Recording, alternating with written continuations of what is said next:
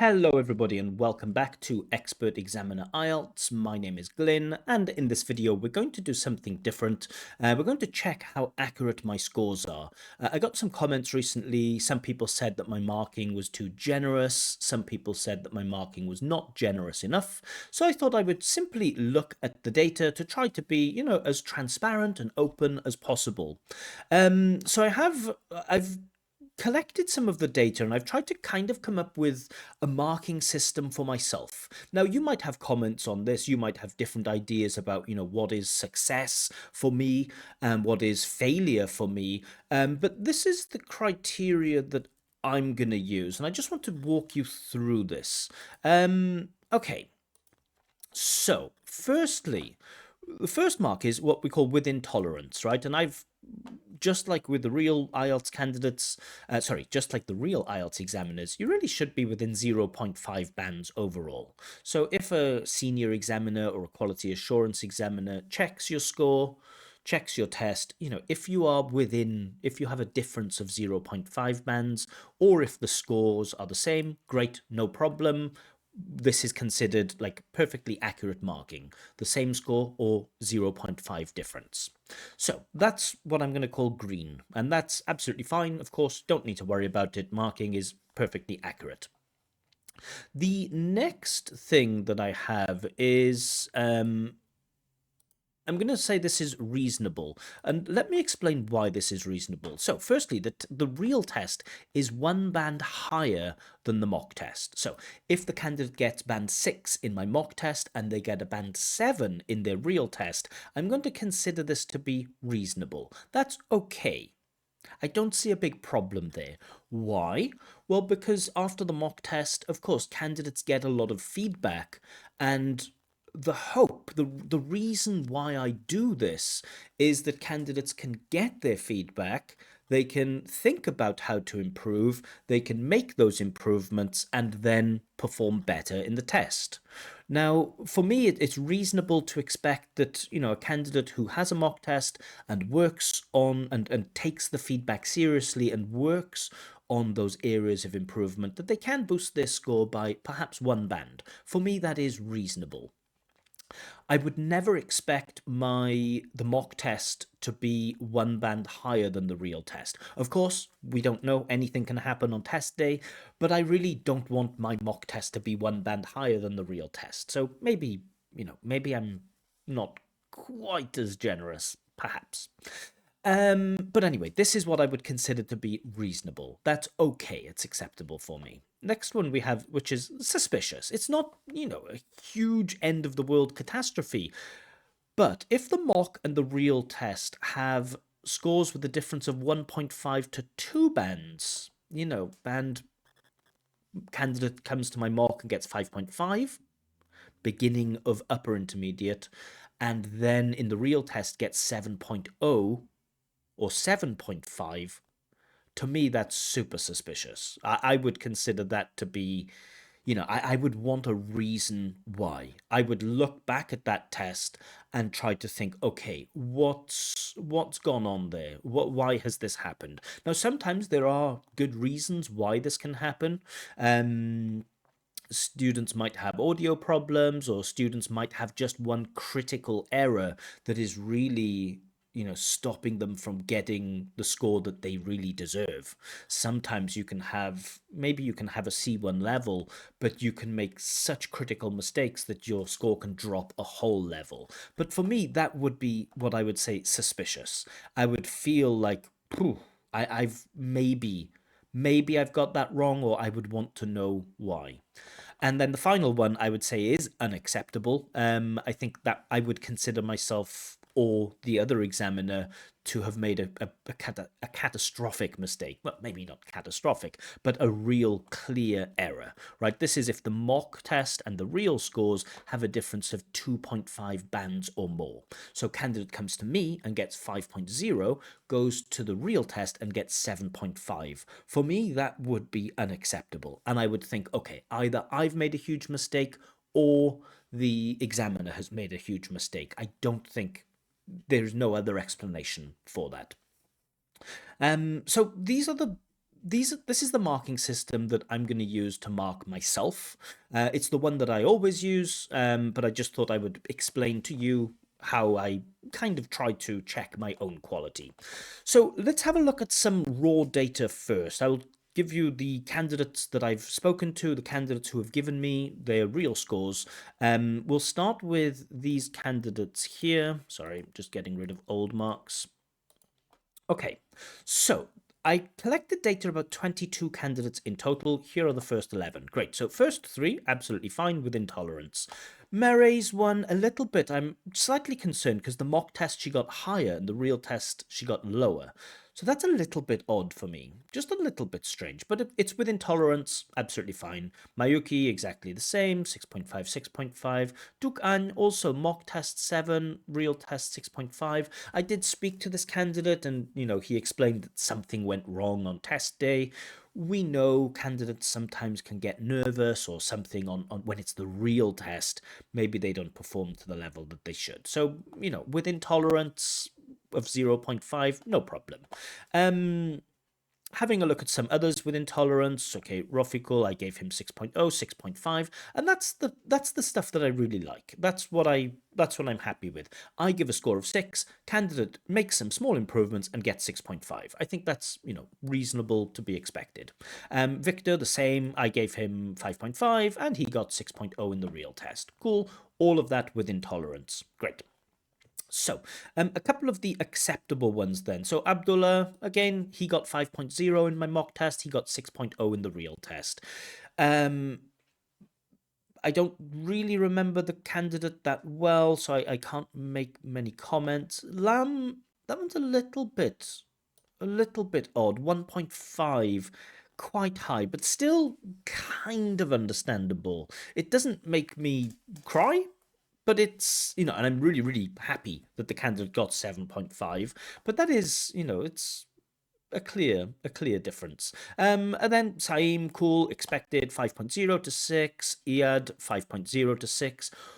All of that, I would say, well done to the candidate. You've really listened to the feedback that I gave you. You've made improvements. Awesome. Of course, it's possible that I was a little bit strict and the examiner was a little bit generous. All of that is possible. But for me, the blue ones, it's okay to have a difference of one band score. And I'm really happy that the real test is higher than the mock test. So a couple of strange ones. Oh, sorry, without Lamb's one should also be orange. Sorry about that. Lamb's one should also be orange. I hope that doesn't mess up my statistics. I'll need to check this. Sorry about that. So he should be orange. So Archom and Saifi. Now, I remember Saifi. Saifi clearly had good English. His English was amazing. So you might say, well, why did you give him 5.0? Well, Saifi spoke so quickly that it was so impossible to understand what he was talking about. So going from 5.0 to 6.5 for Saifi was pretty easy. Just slow down. Just slow down a little bit and everything will increase. The examiner will hear more of your grammar, will hear more of your vocab, you'll get better intonation and your fluency will improve because you'll have a more natural flow of speech. So this was one example where a short piece of advice was really enough to get that extra 1.5. So I'm not worried about that. Even though it's suspicious, I can understand it. Archom's score, a little bit surprised that he got 7.5. I remember testing Archom and thinking, yeah, he's a very solid B2 candidate. And I remember thinking, like, if he got 7.0, I wouldn't be surprised because he reminded me of a student that I'd previously had who also got 7.0. And I thought at the time, like, yeah, the levels are approximately the same, but still I felt like the score objectively was 6.0. So getting 7.5, I am a little bit surprised at it, but yeah, 7.0 I thought was achievable, but 7.5 is just a little bit suspicious. So okay, that's the first half. Not bad. The second half, then we get again a suspicious one with Mohammed getting 6.5 in the mock test and 8.0 in the real test. For me, this is suspicious, and I've mentioned this before on the channel that candidates from South Asia, from Bangladesh, Pakistan, and India, I sometimes get wrong, and I usually get them wrong this way, where I underscore and the examiner overscores. But for me, I really remember thinking that Mohammed was right on that border between B2 and C1, 6.5, where it's like, yeah, just a few slight improvements and he could be at that C1 level. I thought, like, in his head, he does have C1 English, and with a little bit of technique, changing the technique, refining the technique, a bit more exam practice, I thought, yeah, he probably would get the 7.0. 8.0, I'm very surprised. Of course, I'm pleased for Mohammed, amazing, well done, but for me, the candidate is not knocking on the door of C2. That seems very unrealistic. 8.5 is C2, and for me, this candidate is not close to C2. But, that's okay. So a little bit suspicious with that. Then we get some more tolerance ones. So great, Namely 5.5, Heap 6.5. I will say that Heap actually took his mock test before his real test, but he told me his score of 6.5 before I gave the feedback. Now, in the test itself, I remember giving the score of 6.0, and when I got the feedback, I didn't change my feedback so that it would be the same as the score that he really got. I tried to be as objective as possible, but just for full transparency, he had told me his score before I actually did the feedback video. But still, 6.0, 6.5, it's within tolerance. Danielle, again, 7.0, 7.5. We would expect this with candidates of 7.0. When you're at that level, a little bit of feedback, and you should be able to increase your score slightly, so within tolerance. Nu, this was a strange one, 6.0, 5.5. Nu is a very, I would say, kind of an introvertish type of person. She's kind of a bit of a nervous speaker, but her vocab is amazing. I can see how perhaps an examiner, might get the impression that she's a 5.5. For me, she's 6.0, 6.5, and even has flashes, elements of C1. Um, but sometimes with nervous speakers, if you're not, the most fluent speaker, sometimes this can create a negative impression and an examiner might mark you down. And I think maybe that's what happened. But for me, her level is 6.0, 6.5 with a potential of 7.0. So this one was a little bit disappointing for me, but, still within tolerance. Koto, 6.0, 6.0. I remember she had her test very, very quickly after I gave the mock test, so I'm not surprised that those scores are the same. Shojahon, 7.0, 7.0. I think I remember somebody saying that I was too generous with this one. I think, but I'm not sure. But for me, he was, a typical 7.0, C1, potential of maybe 7.5. I thought maybe he could make some improvements to get 7.5. But, again, 7.0 for me, 7.0 in the real test, no complaints. Okay, Turan, that one, yeah, again, I don't remember the candidate very well, unfortunately, but 6.5 to 7.5. Yeah, okay. I say that they're right on the door, knocking on the door between 6.5, between B2 and C1, and an examiner feels like there's enough to award the C1. Again, reasonable for me. I'm not, perfectly happy, but reasonable, one band. The same with Asil. I remember Asil's test, and I remember, thinking, yeah, probably has elements of upper intermediate. I thought the test was intermediate. I'm surprised that he got 6.0. I thought probably he would get 5.0, 5.5. But again, 6.0, I don't know. Maybe the candidate worked really, really hard and made those improvements. So all of that's good stuff. And then we get to poor Borkat. Now, Borkat, I gave him a score of 4.0. I remember this test, and the audio quality was bad. The microphone was bad, and I was struggling to. You can go back and watch this video. Um, I was struggling to understand everything that the candidate was saying, and this was a combination of, fast speech or not enunciating sounds very clearly. When you speak online with a microphone on Zoom, it's really even more important to have clear pronunciation. Um, I have watched this video back. After watching this, so 4.0 in my mock test, 6.5 in the real test, that is unacceptable, right? And it would be easy for me. It would be easy for me to go back, watch the video, and try to convince myself. Okay, convince yourself that he's a 4. Watching it back, I think the candidate is 5.0, 5.5. I watched this video back today. I didn't watch my feedback. I just watched his speaking test. After remarking, I thought, yeah, candidate is not at pre-intermediate. He is at least at intermediate, possibly upper intermediate. 5.0, 5.5 in retrospect is what I would give this candidate. Why did I get this so wrong with Borkat? Why? I don't know. That's the honest answer. I don't know. I remember there were some issues with the audio. That's possible, but I still think I really should have done better with this one. So, of all the candidates, I'm only upset with this score with Borkat, where it was 4.0, 6.5. That's a huge error for me. I think, candidate probably at 5.0, 5.5, and I still think the examiner has overscored him. I don't think he is 6.5. I don't think he is like right on that border between B2 and C1. I think probably he's lower end of B2, 5.5, maybe.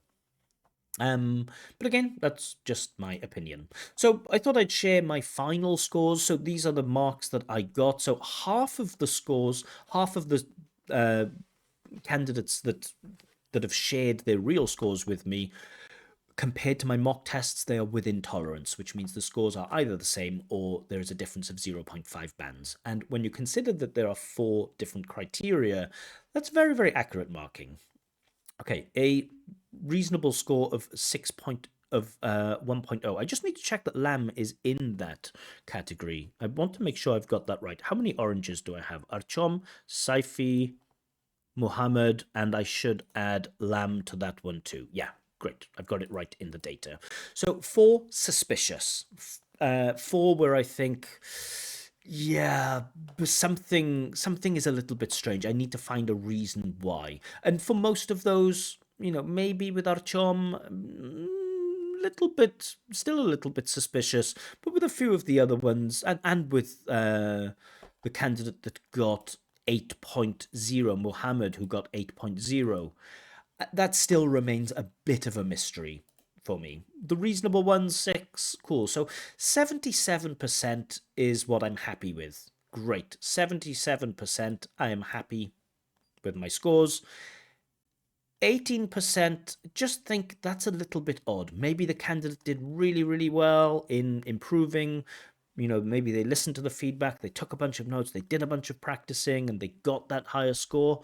But still, 1.5 or 2 bands higher, it is suspicious. And then the one unacceptable one, I put my hands up and I will apologize to Borkat. I will also write to Borkat and let him know that my marking was unfair and that I should have given him 5.0 or 5.5. So yeah, I tried to be open and transparent. We, of course, live in this world of IELTS YouTube, or at least I live in this world of IELTS YouTube, where almost everybody is a liar, almost everybody is a charlatan, almost everybody gives terrible advice, almost nobody spends time with candidates and demonstrates their expertise. Everybody says they're an expert, everybody says, yeah, I guarantee you can get band 9 if you follow this. I don't do that. I try to be open. All I want to do is to explain to candidates what score I, as an examiner, feel that they deserve, and that's all. And offer a little bit of advice, a little bit of feedback, a little bit of, things that you can improve. That's all I'm here to do. But do keep in mind, right, if you are a candidate and you have a mock test with me, with speaking, keep in mind that, these statistics, yeah, keep in mind these statistics, that there will be a 50% chance that it will be absolutely right. If I get it wrong, I apologize. Also, keep in mind that you as a candidate, you're different from day to day. One day you might be in a good mood and you might get a 6, and one day you might be in a bad mood and you might be at a 5. There are all sorts of things that can affect your speaking score. Generally, I don't think there's a big difference. I don't think candidates really have a difference of 1.5 or 2 bands in them usually, but it is something to keep in mind. My scores are 50% with intolerance, 27% reasonable, but there is always that chance that I might misscore you or that the other examiner might misscore you. Speaking, there's always a subjective element to speaking, right? There's absolutely no way to guarantee that two super experienced examiners, two senior examiners, they will not get exactly the same scores all of the time. So please keep that in mind if you do have a mock test with me. And also, I will say one more thing. If you have a mock test with me, the score that you get is just a rough guide of where you are. The important thing is really the feedback. The important thing is understanding why I give those marks, and then for you guys to work with that, right? For you to think like, okay, the examiners pointed out that I made like 6 mistakes with past simple. Maybe I should go back and review past simple. Or the candidate says that I repeat the word actually like 15 times. Maybe I'll look for other bits of like functional language that I can use instead of actually. Making those small improvements, understanding the feedback, and trying to increase your score based on that feedback. That's what I want you to take away from the mock tests, not just, oh, this examiner gave me a 5.0 and now I'm really unhappy and I'm going to write to him and say I deserve a higher mark. I understand we all have pride, and I do try to give scores as objectively and as honestly as I possibly can. I always do that. I never try to judge you on your personality, on your background, on your education, on anything else. I'm only trying to judge your speaking performance in the speaking tests and your writing performance in the writing checks. Again, if I get it wrong, I apologize, but I am only human. Anyway, hope you enjoyed this short breakdown of my performance as an examiner on this channel, as a mock examiner on this channel. If you do have any comments or questions, please do feel free to leave them below. And also, if you'd like your own free practice speaking test with feedback, or if you'd like me to check your IELTS writing tasks, you can request this on my Telegram channel. Link to the Telegram channel is given below. Anyway, have a wonderful day. See you all very soon, and bye-bye for now.